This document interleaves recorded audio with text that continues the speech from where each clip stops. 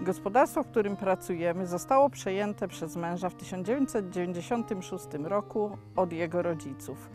Ja nie pochodzę z gospodarstwa, ale pochodzę ze wsi i zawsze ta wieś jest we mnie za sprawą tej pięknej przyrody, zielonego otoczenia i spokoju i ciszy. Od 2010 roku gospodarstwo nasze jest gospodarstwem ekologicznym. W tamtym czasie nie było ono jeszcze gospodarstwem wyróżniającym się na tle innych gospodarstw. Byliśmy po prostu tacy jak inni. Z biegiem czasu gospodarstwa zaczęły się bardziej specjalizować.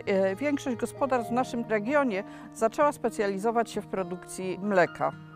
My zostaliśmy po prostu tak jakby trochę w tyle, dlatego że nie mieliśmy kwoty mlecznej i nie mogliśmy oddawać i sprzedawać swojego mleka. Dlatego też hodowaliśmy opasy, jednak gospodarstwo to zaczęło przynosić coraz mniejsze dochody i dlatego zdecydowaliśmy, że musimy coś zmienić.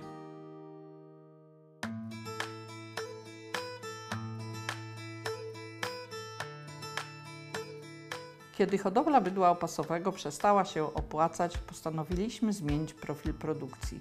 W 2015 roku zakupiliśmy stado rasy zachowawczej polskiej czerwonej. Wszystkie krowy, które kupiliśmy, pochodziły z Instytutu w Popielnie. Mieliśmy też już wtedy stałych odbiorców na swoje ekologiczne warzywa. Przyjeżdżali do nas klienci zainteresowani zakupem ziemniaków, marchwi, buraków, ogórków, dyni, kapusty. Nasze gospodarstwo jest małe. Całe gospodarstwo to 9,30 hektara, z czego 7 hektarów są to użytki rolne.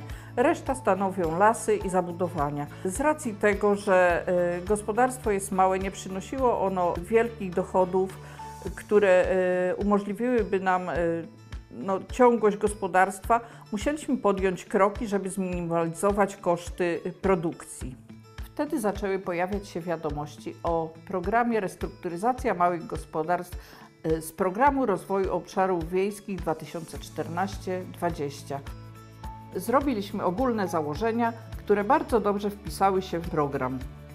W 2017 roku złożyliśmy wniosek i już w 2018 roku dostaliśmy decyzję o przyznaniu dofinansowania, którego kwota była to wartość 60 000. 24 stycznia 2018 roku otrzymaliśmy pierwszą ratę premii w wysokości 48 000. W maju 2018 roku zamontowaliśmy instalację fotowoltaiczną o mocy 4,95 kW na dachu budynku gospodarczego. W 2019 roku zrealizowaliśmy również nasadzenie borówki amerykańskiej. Zasadziliśmy 420 krzaków, które objęliśmy systemem nawodnienia.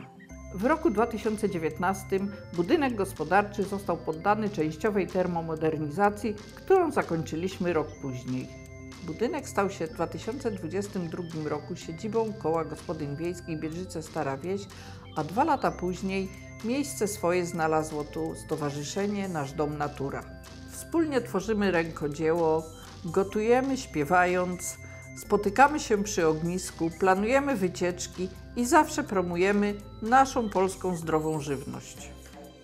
Projekt wymagał ogromnej pracy zarówno przy tworzeniu, realizacji, jak i rozliczeniu. Częściowo pomagali nam pracownicy ODR Maków Mazowiecki. Dużym wyzwaniem podczas realizacji projektu było znalezienie ekologicznych sadzonek borówki amerykańskiej. Innym wyzwaniem, które nas zaskoczyło, było oczekiwanie na pierwszy rachunek za energię elektryczną.